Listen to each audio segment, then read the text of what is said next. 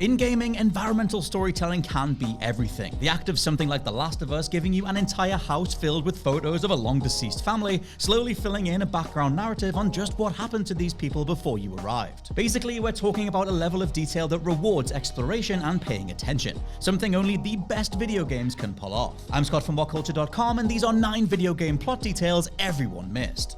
Number 9. You can see Doc Ock slowly losing it over time. SpiderMan 2018.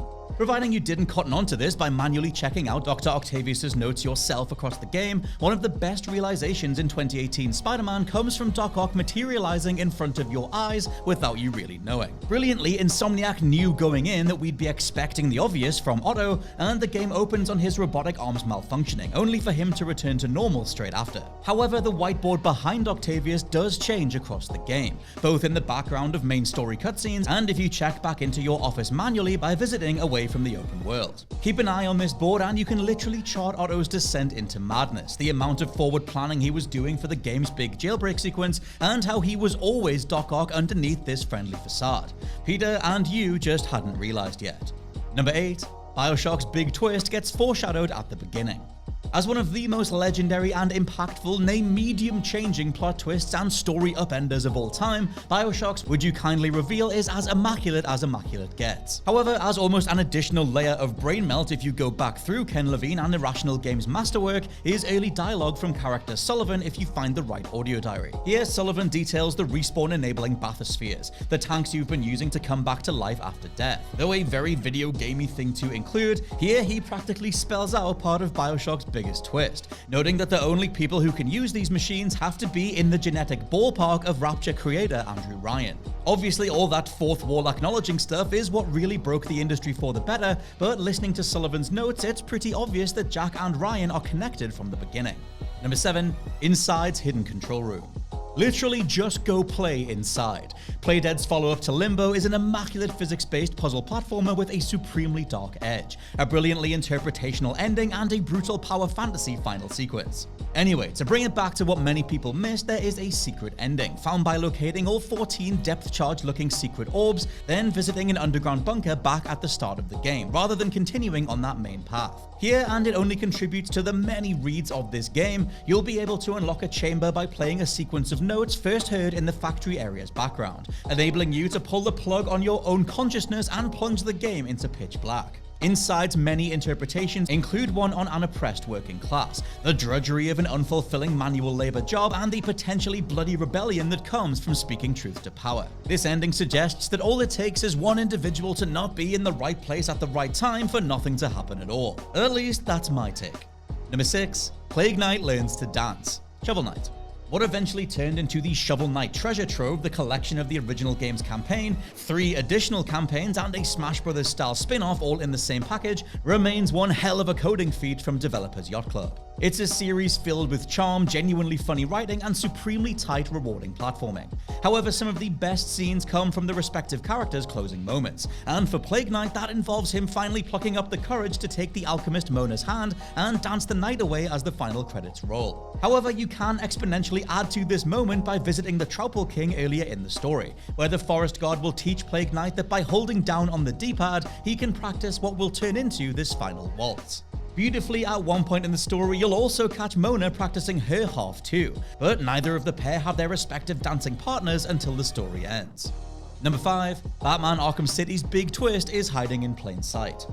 Rocksteady might have dropped off the radar while becoming completely embroiled in the creation of Suicide Squad Kill the Justice League, but their Arkham trilogy is one of the true greats. With Arkham Asylum secretly hiding in-game blueprints for what would become Arkham City, that game's Joker twist is also flagged at multiple points across the game if you're paying attention. See, as City's big reveal is that there are 2 Jokers, one real and one played by Clayface. If you flick your detective vision on whenever the more youthful version of Joker is on screen or fighting you, you'll notice he doesn't have a skeleton. It's a super subtle visual clue that even if you did notice, you'll likely chalk up to, well, that's just how Joker looks in this game. Instead, it's spelling out that this Joker isn't real, and this Clayface version of the character has been helping toy with Bruce since the start.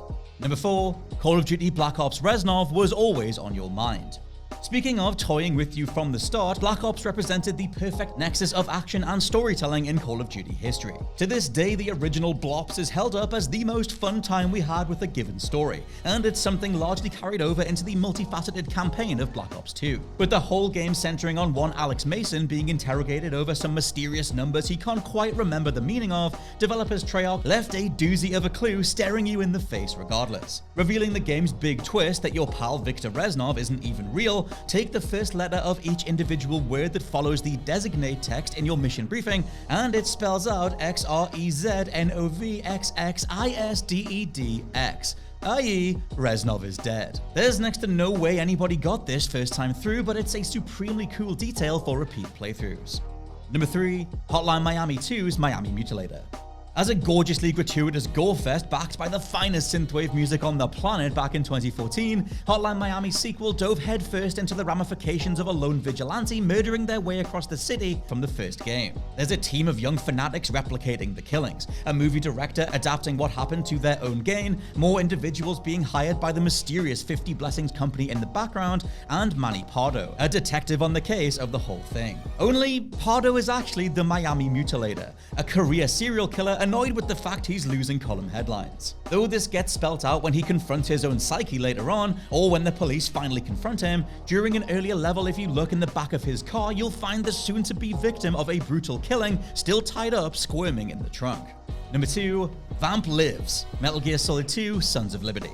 Looking back through the largely corporately approved AAA space of the modern day, it is a minor miracle that we got the Metal Gear Solid series for as long as we did. As incredible East meets West combinations of anime and Western action tropes, it was the roster of bosses that occasionally shone brightest. One of which then is Vamp, a Romanian child who becomes a blood-sucking terrorist while learning to dodge bullets in the style of a flamenco dancer. Yep, it was that damn original. Anyway, Vamp mysteriously comes back to life after being shot in the head in MGS2, but when Raiden's only method of defeat is to shoot him in the head again with a more powerful rifle, another reappearance always hung over the rest of the story. Well, hold R1 during Sons of Liberty's final scene when Raiden is choosing his new name, and Vamp can be seen alive and well standing in the background.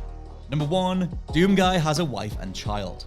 Yes, in the words of wrestling's Jim Ross, that man's got a family. Though Doom Eternal was slightly divisive amongst the Doom fandom for being perhaps a little bit too wacky and video gamey with its power-ups, level design, and portrayal of Doomguy himself, it also meant the character got more fleshed out than ever. I'm talking Doomguy's bedroom coming with flying V-style heavy metal guitars, an assortment of PC games he enjoys in between the slaughter, and most fascinatingly of all, the fact he did once have a family.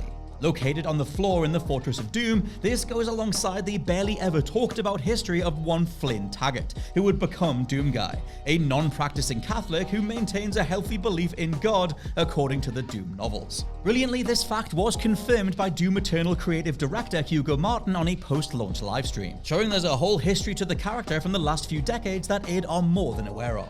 And those are just 9 super awesome, super subtle plot details that the vast majority of gamers missed. Let me know your own favorites down in the comments below, and please subscribe to the What Culture Gaming podcast. For now, I've been Scott from WhatCulture.com, and I'll catch you soon.